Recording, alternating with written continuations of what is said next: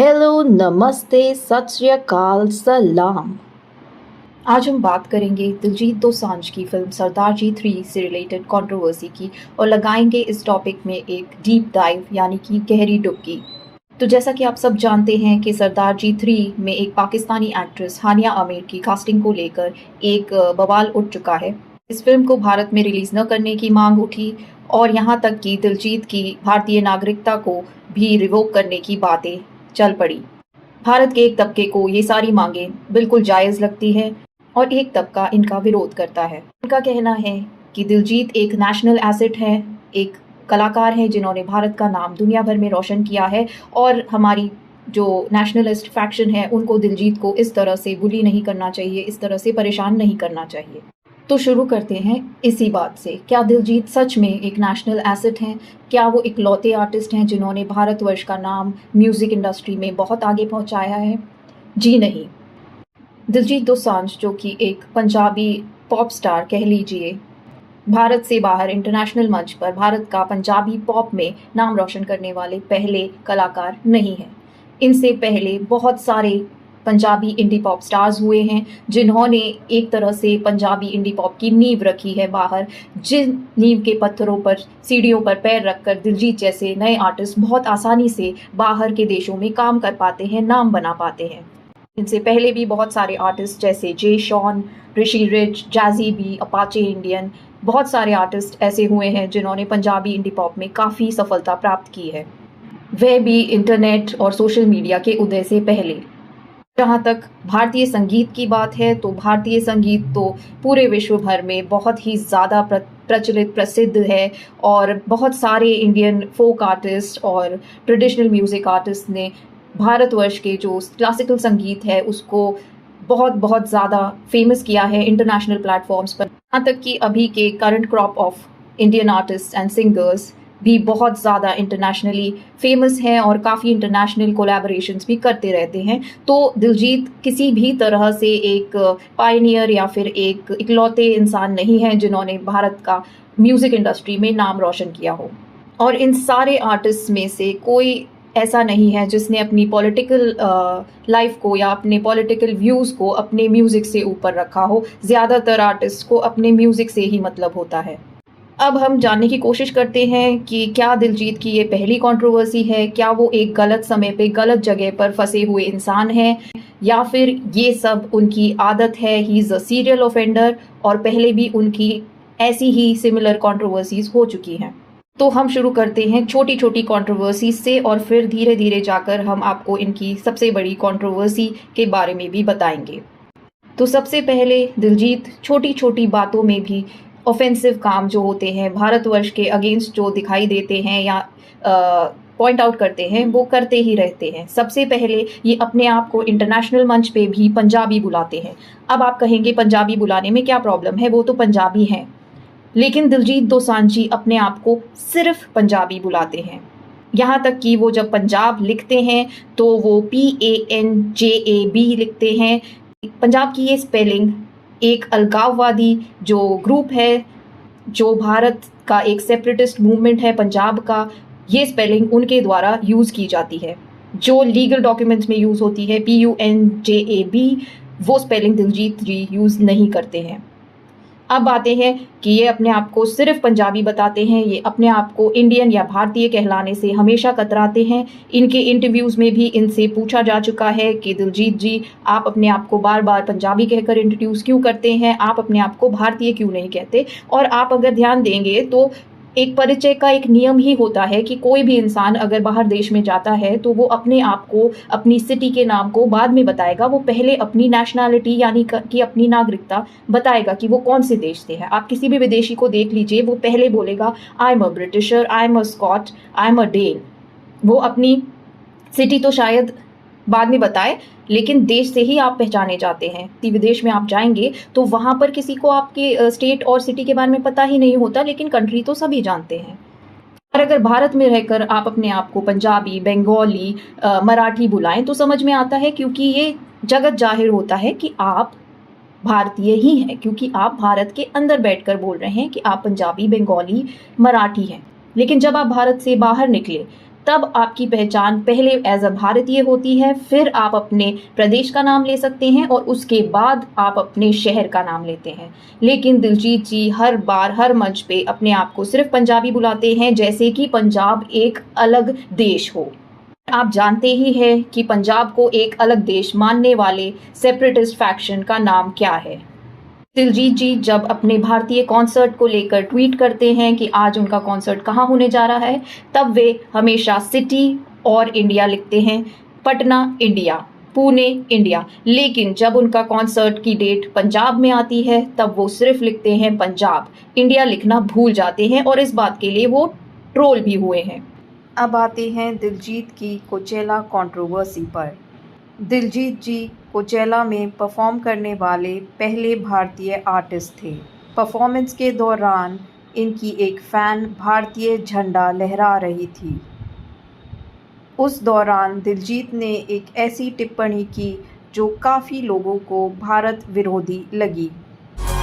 आओ मेरे देश का झंडा चक्की खड़ी है कुड़ी, ए मेरे देश ਲਈ म्यूजिक सब ਦਾ ਸਾਂਝਾ है, म्यूजिक किसी एक ਦਾ नहीं। तो नेगेटिविटी तो बचा करो प्लीज। इस कंट्रोवर्सी के बाद दिलजीत जी ने काफ़ी एक्सप्लेनेशन भी दिया और काफ़ी पीआर आर्टिकल्स भी आए जिसमें दिलजीत जी को निर्दोष बताया गया। अभी रिसेंटली मेट गाला हुआ था। मेट गाला एक बहुत ही बड़ा इंटरनेशनल प्लेटफॉर्म होता है, पूरी दुनिया की नज़रें मेट गाला पे होती है। कौन से देश से कौन सा आर्टिस्ट आया है, ये हर जगह हर पब्लिकेशन में छपता है, किसने क्या पहना है। वहाँ पर दिलजीत जी के केप पर पंजाब का नक्शा था, जैसे कि भारतवर्ष एग्जिस्ट ही नहीं करता। अब दर्शक खुद समझ सकते हैं, क्या पंजाब की कोई आइडेंटिटी भारत के बाहर हो सकती है? बिल्कुल नहीं। आपको अगर नक्शा बनाना ही था, आप भारत का नक्शा बना सकते थे और उसके ऊपर पंजाब के नक्शे को हाईलाइट कर सकते थे, और पंजाब के नक्शे में भी कुछ त्रुटियां थीं जो कि दिखी।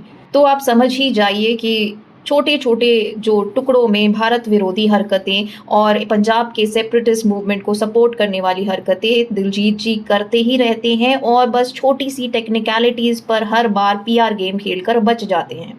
आते हैं इनकी सबसे बड़ी कंट्रोवर्सी। 2023 में इनकी एक फिल्म बनी थी जिसका नाम था पंजाब 95। यह फिल्म एक बहुत ही कंट्रोवर्शियल सब्जेक्ट पर बनी थी, जिसका भारतीय सेंसर बोर्ड ने नाम भी बदलवा दिया था क्योंकि इसका नाम भी कंट्रोवर्शियल था। फिर 120 से 127 कट्स सीबीएफसी ने इसमें मारे थे, बोला था कि 120 कट्स के साथ ही रिलीज़ होगी ये फिल्म, और इसके ट्रेलर के रिलीज़ को यूट्यूब पर भी बैन कर दिया गया था। टिफ यानी कि टोरंटो इंटरनेशनल फिल्म फेस्टिवल से भी इस फिल्म को निकाल दिया गया था। ये film human right activist Jaswant Singh Kalra की बायोपिक थी और ये फिल्म आज तक भारतवर्ष में रिलीज नहीं हो पाई है। कई लोगों का कहना है कि सरदार जी 3 की कंट्रोवर्सी और उस फिल्म को भारत में रिलीज न करना एक तरह से दिलजीत दोसांझ जी के दिल में जो गुबार भरा पड़ा है पंजाब 95 को लेकर, उसका बदला है। आप समझ ही गए होंगे कि दिलजीत दोसांझ नेशनल ट्रेजर तो कहीं से भी नहीं है और ये हर बार इंटरनेशनल मंच पे भारत को नीचा दिखाते ही रहते हैं। इनका कंपैरिजन अगर हम दूसरे आर्टिस्ट से करें जो कि ग्रैमी विनर्स रह चुके हैं, हमारे पंडित रविशंकर जी, जाकिर हुसैन जी, जुबीन मेहता जी, AR रहमान और अभी रिसेंटली शंकर महादेवन जी अवार्ड लेने जब अंतर्राष्ट्रीय मंच पर जाते हैं तो वो भारतीय की तरह ही जाते हैं। वो क्षेत्रवाद को लाना अवॉइड ही करते हैं और पॉलिटिक्स को भी पूरी तरह से अवॉइड करते हैं। वो अंतर्राष्ट्रीय मंच पर जाते हैं, भारत का धन्यवाद करते हैं और मंच से अवार्ड लेकर आ जाते हैं। ग्रैमी और ऑस्कर्स के अंतर्राष्ट्रीय मंच पर कोई भी हमारे भारतीय विजेता जो हैं वो क्षेत्रवाद करके पॉलिटिक्स नहीं करते हैं, जबकि दिलजीत दोसांझ ने तो ऐसा कोई अवार्ड भी नहीं जीता है, लेकिन फिर भी ये अंतर्राष्ट्रीय मंच पर जाकर बार बार क्षेत्रवाद करते ही रहते हैं। और जैसा कि पहले भी बताया गया है कि दिलजीत कोई इकलौते ऐसे आर्टिस्ट नहीं हैं जो कि एक अंतर्राष्ट्रीय मंच पर जाकर कॉन्सर्ट्स कर रहे हैं या अंतर्राष्ट्रीय मंच पर बहुत ज़्यादा पॉपुलर हैं, क्योंकि इनकी पॉपुलैरिटी या इनकी जो प्रसिद्धि है वो सिर्फ जो भारतीय एनआरआईज हैं यानी इंडियन सब कॉन्टिनेंट से जो प्रवासी गए हैं और या विदेशों में रह रहे हैं, उन्हीं में दिलजीत दोसांझ जी की पॉपुलैरिटी है। अंग्रेज़ी क्राउड यानी कि हॉलीवुड वॉचर्स इनको बिल्कुल भी नहीं पहचानते और नेटिव इंग्लिश स्पीकर्स तो इनको बिल्कुल नहीं पहचानते। इनकी प्रसिद्धि और इनका दायरा उसी प्रवासी देसी जो जनता है उसी में लिमिटेड है। और आजकल तो आप देख रहे हैं कि सिंगर किंग ने निक जोनस के साथ कोलैबोरेशन किया है। Arijit Singh number 1 Spotify streamed artist थे, इसलिए एड शीरन ने आकर उनके साथ अभी कोलैबोरेशन में एक गाना गाया है जो कि बहुत हिट है। हमारे एक रैपर हैं हनुमान काइंड, उनका गाना इतना बड़ा हिट हुआ है इंटरनेशनली। तो दिलजीत जी इकलौते आर्टिस्ट नहीं हैं जो कि इंडियन म्यूज़िक को बाहर ले जा रहे हैं या पॉप म्यूज़िक में सबसे ज़्यादा स्ट्रीम हो रहे हैं, लेकिन हाँ, सबसे ज़्यादा बवाल करना और शोर मचाना इन्हीं की आदत है। आप जान ही गए हैं कि दिलजीत दोसांझ को बार बार भारत के अगेंस्ट कंट्रोवर्सी करने की आदत है, तो ये पहली बार नहीं है कि सरदार जी 3 में उनकी कंट्रोवर्सी हुई है। इस फिल्म में और 2-3 पाकिस्तानी एक्ट्रेसेस को और कास्ट किया है सपोर्टिंग रोल में, तो ये बात सिर्फ हानिया आमिर की ही नहीं है, इन्होंने जानबूझकर पाकिस्तानी एक्टर्स को फिल्म में लिया है। आते हैं इनकी फिल्म की लीड एक्ट्रेस यानी कि हानिया आमिर पर। तो जब पहलगाम अटैक होता है उसके बाद हानिया आमिर जी पोस्ट करती हैं पाकिस्तान की आर्मी के सपोर्ट में और हमारे देश भारतवर्ष के सैनिकों को ये कावर्ड यानी कि डरपोक कायर बुलाती हैं।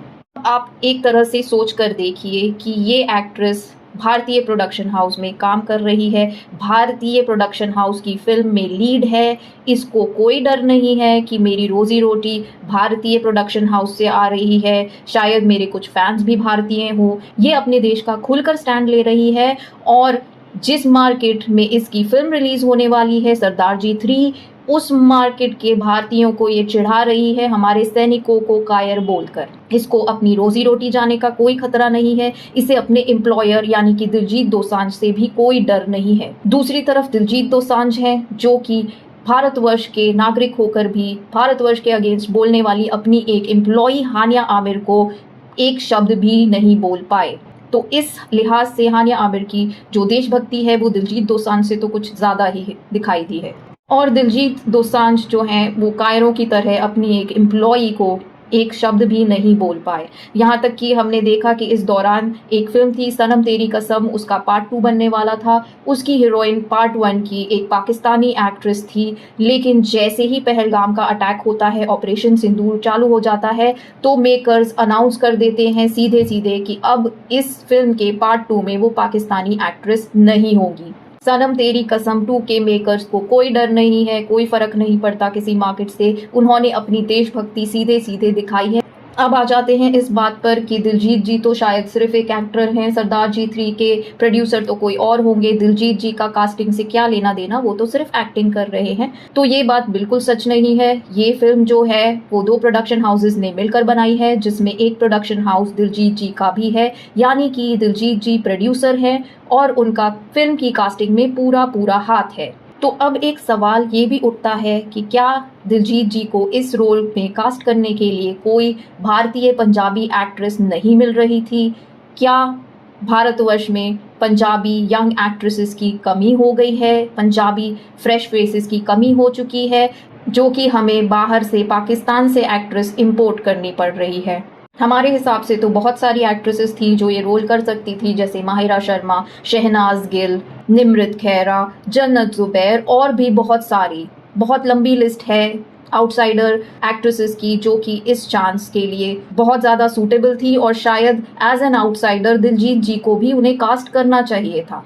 एक आउटसाइडर प्रोड्यूसर बनता है तो उसे एक आउटसाइडर को सपोर्ट करना चाहिए, लेकिन आउटसाइडर का मतलब तो दिलजीत जी ने आउटसाइड द कंट्री, इनफैक्ट दुश्मन कंट्री ही समझ लिया था। जब मेक इन इंडिया चल रहा है तो कास्ट इन इंडिया क्यों नहीं हो सकता? क्या भारतवर्ष में सच में पंजाबी एक्ट्रेसेस की कमी है जो कि हानिया आमिर से ज़्यादा पॉपुलर नहीं है? आई एम सॉरी, बहुत सारी एक्ट्रेसेस हैं जो कि भारतीय जनता को, देसी जनता को बहुत प्यारी हैं, उनके फॉलोअर्स भी हानिया से बहुत ज़्यादा हैं। तो ये एक तरह से जानबूझकर दिलजीत जी ने इसको हानिया आमिर को कास्ट किया। तो फिर अगर ये shoot in Canada UK cast from Pakistan चल रहा है तो फिर sale in Canada and UK and ban in India बिल्कुल सही है। वैसे भारतीय फिल्म इंडस्ट्री के बारे में दिलजीत जी एक बहुत बड़ा स्टेटमेंट पहले भी दे चुके हैं। मुझे काम करना भी नहीं है बॉलीवुड में, मेरे को कोई इच्छा भी नहीं है कि मैं बॉलीवुड में बहुत महान कलाकार बन जाऊं, मेरी कोई ऐसी इच्छा नहीं है। मैं म्यूजिक को प्यार करता हूं और बिना किसी की मर्जी से मैं म्यूजिक कर सकता हूं, बिना किसी सुपरस्टार के कहने से या किसी को इसका काम चलेगा इसका नहीं चलेगा, इसको गाना मिलेगा इसको नहीं मिलेगा, ये सब चीजें हमारे पे नहीं चलती। कोई बंदा हमें रोक नहीं सकता है, तो म्यूजिक बनाने से मुझे कोई रोक नहीं सकता है। जब तक मेरा मन करेगा म्यूजिक बनाएगा, जब तक भगवान चाहेगा म्यूजिक बनाएगा। और बॉलीवुड में कोई काम मिले ना मिले रत्ती भर परवाह। और हंसी की बात यह है कि ये स्टेटमेंट देने के बाद दिलजीत जी ने बॉलीवुड में ही 3-4 फिल्में और कर ली। तो इनकी कहानी ये हो चुकी है कि स्ट्रगल करिए भारत में, खाइए पिए उगिए भारत में, और जब आप भारत से सारी ग्रोथ ले लें, पॉपुलैरिटी ले लें, तब भारत के बारे में ही और अपने भारतीय फैंस के बारे में ही केयर न करिए और अपने इंटरनेशनल मार्केट को ही केटर करिए, उन्हीं की चाटुकारिता में लग जाइए। इतनी सारी पाकिस्तानी एक्ट्रेसेस को अपनी फिल्म में काम देना दिलजीत की एक सोची समझी प्लानिंग थी, क्योंकि उन्हें पता था कि कहीं ना कहीं कंट्रोवर्सी होगी और कंट्रोवर्सी होगी तो पब्लिसिटी होगी। क्योंकि सच में पाकिस्तानी मीडिया के बाइट्स अगर देखे जाएं तो वहाँ कहा जा रहा है कि सारे जितने भी पाकिस्तानी यूके, यूएस, ऑस्ट्रेलिया में रहते हैं वे इस फिल्म को बहुत ज़्यादा सपोर्ट करें और इसको हिट करा दें और बिल्कुल देखने जाएं, क्योंकि इसमें उनका जो एंटी इंडिया सेंटिमेंट है वो कहीं ना कहीं निकल के आता है।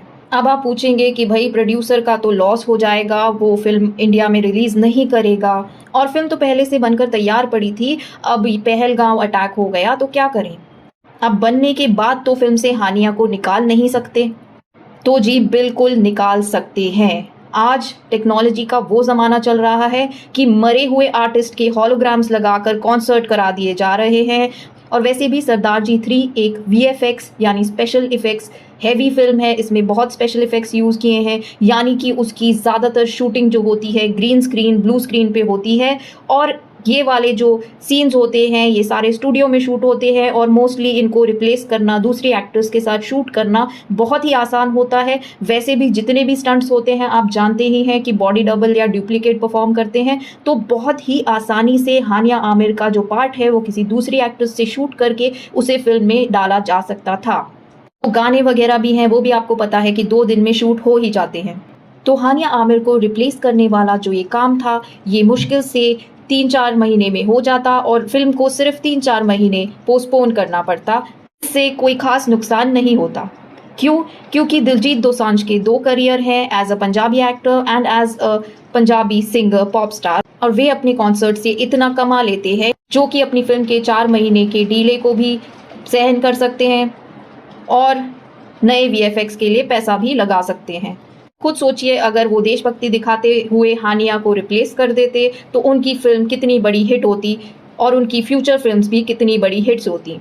कुछ इंटेलेक्चुअल्स का कहना है कि ये फिल्म तो तब शूट हुई थी जब भारत पाकिस्तान के रिलेशंस बहुत अच्छे थे।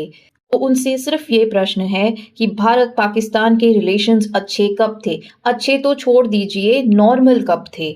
2001 के इंडियन पार्लियामेंट अटैक के दौरान, 2006 की मुंबई ट्रेन बॉम्बिंग्स में, 2008 के 26/11 मुंबई अटैक में, पुणे जर्मन बेकरी ब्लास्ट में, मुंबई ट्रिपल बॉम्बिंग्स में, पठानकोट एयरबेस अटैक 2016 में, 2016 के उरी अटैक में, या 2019 के पुलवामा अटैक के दौरान।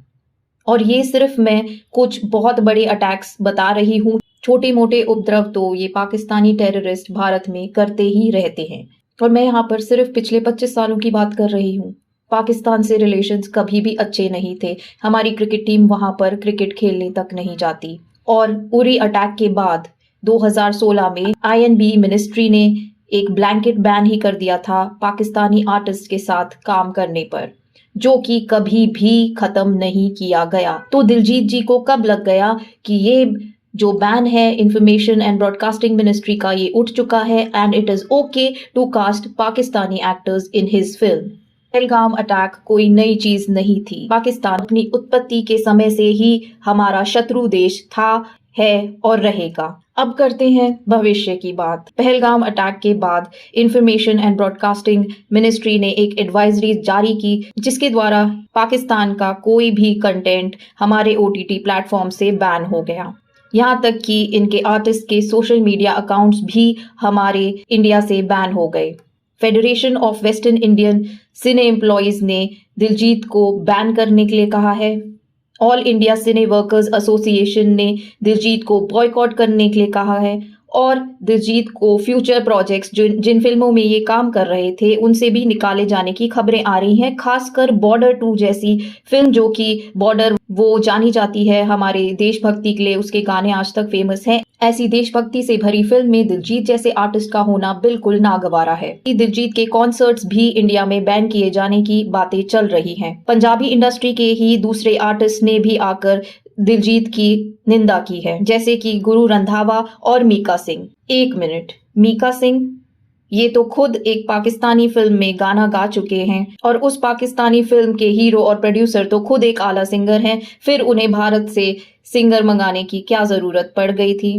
खैर चलिए, मीका जी एटलीस्ट कमा कर तो लाए वहां से हमारे लिए, वहां के आर्टिस्ट को रोटी तो नहीं डाल रहे। तो दोस्तों, बात का सारांश और संदर्भ यही निकलता है कि ये सारे आर्टिस्ट भारत की मिट्टी से निकलते हैं, भारत की मिट्टी में ही अपने म्यूजिक का ज्ञान लेते हैं, संगीत की शिक्षा लेते हैं, भारत में ही स्ट्रगल करते हैं, भारत के लोगों से ही इनका फैंडम बना होता है और भारत से सक्सेस लेने के बाद ये जाकर बाहर देश में बस जाते हैं, बाहर देश के फैंस बन जाते हैं इनके, और फेमस होने के बाद ये अपने ही देश, अपने ही भारतीय फैंडम को धोखा दे देते हैं। फैंस और पहचान कमाइए भारतवर्ष से और भारतीयों से, लेकिन फिर कनाडा और यूके में जाकर फिल्में शूट करिए, वहां की कास्ट एंड क्रू लीजिए और कमाइए भी वहां से, फिल्मों को रिलीज भी वहीं कीजिए। तो आपने देखा कि किस तरह आम म्यूजिशियंस की तरह दिलजीत जी की कंट्रोवर्सी कभी भी लिरिक्स चुराने या म्यूज़िक की चोरी पर नहीं होती, बल्कि हर बार इनकी कंट्रोवर्सी नेशनलिज्म और पंजाब में चल रहे सेपरेटिस्ट मूवमेंट को लेकर ही होती है।